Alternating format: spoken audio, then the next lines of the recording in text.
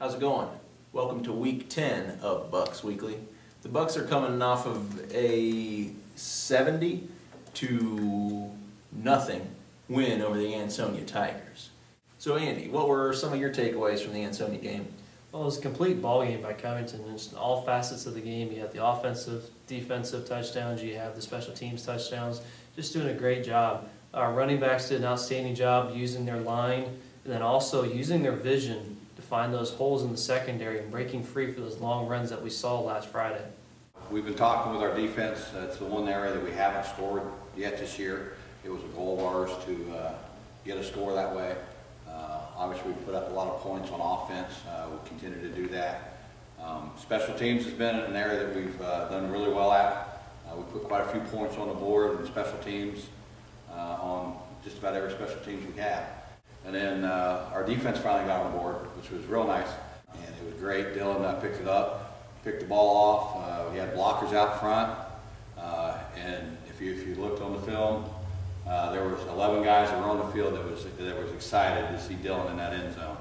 So it's something we've talked about and it's something we were able to get done. Unfortunately, it took us to week 9, but hopefully we can get it done in week 10 and beyond. Okay, this year we put a lot of rushing yards on the board, mostly because of our offensive line. What makes Covington's line so dominant? I think there's several things. First thing is the kids. We got some great kids.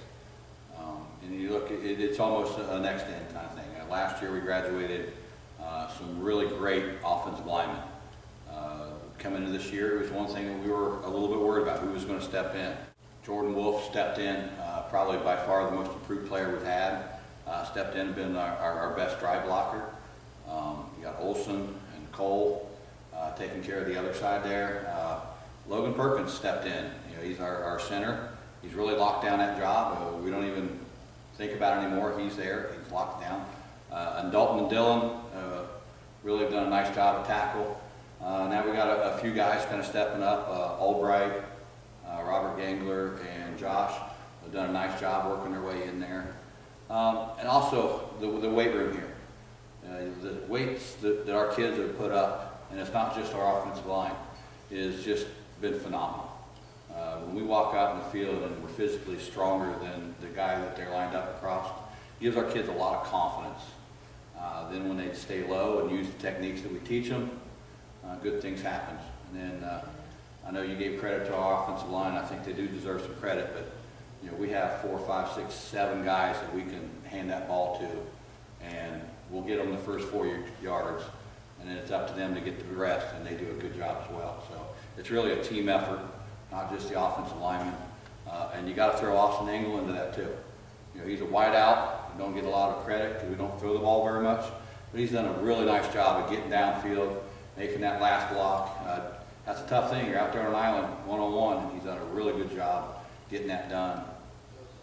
We put up a lot of yards, a lot of points, and we want to continue to do that. All right, thanks, Coach. Through 9 games, the Covington Buccaneer offense has put up some record numbers in posting a 9-0 record and securing the program's 27th league title and 17th playoff berth. This year's team has accumulated a school record 4,183 yards rushing, breaking the old record of 3,899 yards set back in the year 2000, which took them 13 games to accumulate. The 2012 Bucks ranked second in school history with 498 points scored, trailing the 1960 team by 80 points with 578. The 2012 Bucks also ranked 6th in total offense with 4,338 yards, but currently have the most yards per game in school history with 482-yard average.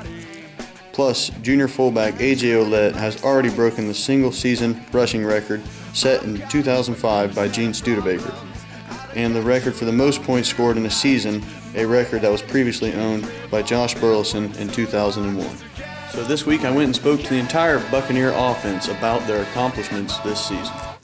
I'm here with the entire offensive team for the Covington Bucks, and I got a question for a few of them. We'll start with you, Trent. Being the senior quarterback of this year's team, what does it mean for you guys to be putting up record numbers offensively? It means that we work hard in practice and we execute every play. We keep doing repetition on plays all the time. Okay, Brian Olson. A lot of the rushing yards the offense has accumulated this season is due to the offensive line dominating the line of scrimmage. What makes Covington's offensive line so impressive? Probably just going hard, each practice, pushing each other to our limits and not giving up each play. All right, over to Troy. As a running back for the Bucks, what is it like having an offensive line like this in front of you? Makes our jobs a lot easier, just when the holes are that big. It's pretty easy to run through them. All right, finally, AJ. You guys have run a version of the triple option all the way back in Pee Wee and junior high. How has that benefited the team as you've grown older? Well, it benefits us because we know the plays, and we don't have to think about it. We can just perform fast and go hard. All right, now Austin, Kyle, and Troy. Who has the best hands on the team? Probably me. Right. Oh. Are you joking? D. Austin, please. Trent. Trent, come on. I did have a touchdown. All right. Please. Same three guys. Who's the best downfield blocker on the team? Not Austin. Dieter. Oh. Not Austin. Dieter. The offensive line. All right, thanks, guys. So this Friday night, the Bucks take on the Arcanum Trojans on senior night. Coach Miller had to run this week, so we caught up with Coach Tobias to get some of his comments on the Trojans. I'm here with Coach Tobias in an anonymous room in CHS to ask him a few questions. Coach, what should we expect to see out of Arcanum this week and their new coach? Well, they're basically running a lot of the same stuff they did last year. Version of a 40 defense. And they're running option type stuff, kind of like our offense. Only I don't think they run it as well as we do. So that's pretty much what we're looking at this week. All right, this Friday is senior night. What can you say about the seniors' performance on the field during their career? I think overall, the seniors have been very productive. They've made great leaps and bounds as far as physical improvements, skills improvements. And they're kind of hitting a high point right now, which is a good time to hit it right before playoffs start. So that could be the beginning of a good thing to happen. All right, thanks, Steve. So that will just about wrap it up for Week 10 of Bucks Weekly. This Friday night, the Bucks take on the Arcanum Trojans. Broadcast time 7:15. Kickoff is at 7:30. This Friday night is also the Covington Buccaneer Boosters Ball Drop. They'll sell tickets all the way up to halftime for the ball drop after the game. This is your chance to make a nice amount of money and also support the Buck Boosters at the same time. So that'll do it. For Martin Listener and Andy Johnson, I'm Kyle Moore. We'll see you later. Go Bucks. Thank